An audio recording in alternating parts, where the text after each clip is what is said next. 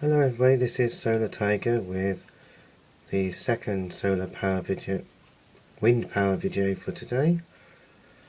As you can see now, the new turbine is installed. That out there is the new Rutland 504, so it's up now. I'm just waiting for some wind to see it in action. So that is the 504. It's a 50 watt maximum wind turbine. It's a 12 volt turbine. I'll just take you inside. Okay, here is the box for the turbine. It comes in a fairly large box. It's a picture of the box. I'm just going to show you what it says on the box. The Rutland 504, made by Marlec Renewable Power in the UK. I just scan slowly over the box.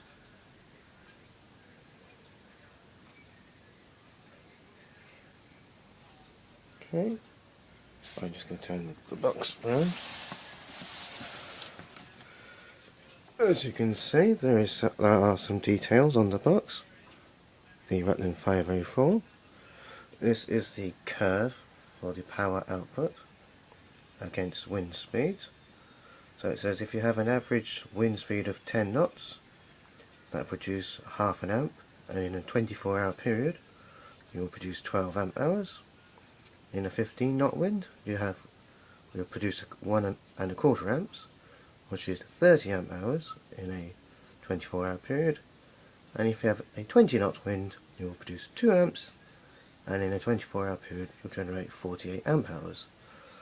This is of course assuming that the wind blows constantly for 24 hours, which it doesn't, so I'm going with the lower estimate. If I can get half an amp out for any length of time, I'll be very happy with 12 amp hours a day. I'd be happy with 6 amp hours a day, but at the moment I just scan over across. There's some dimensions. The turbine has a blade diameter of 510 millimeters.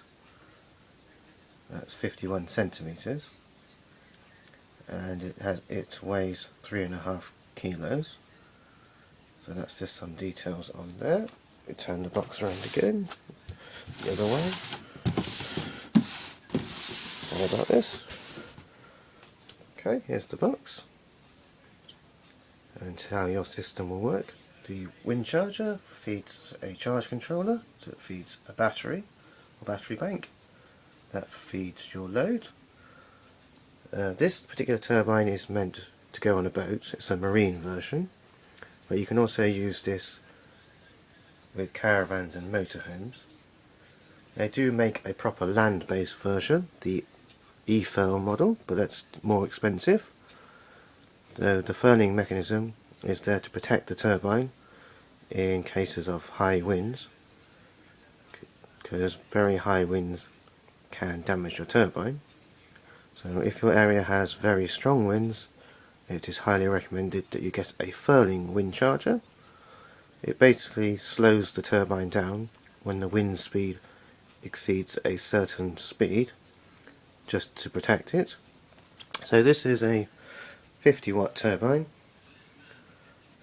So it's a 12 volt turbine, and you'll get 5 amps out in a very strong wind. If I just go back to the chart, you'll get 5 amps out when the wind blows approximately at 35 knots, but that's pretty strong, and I'm not likely to get that here.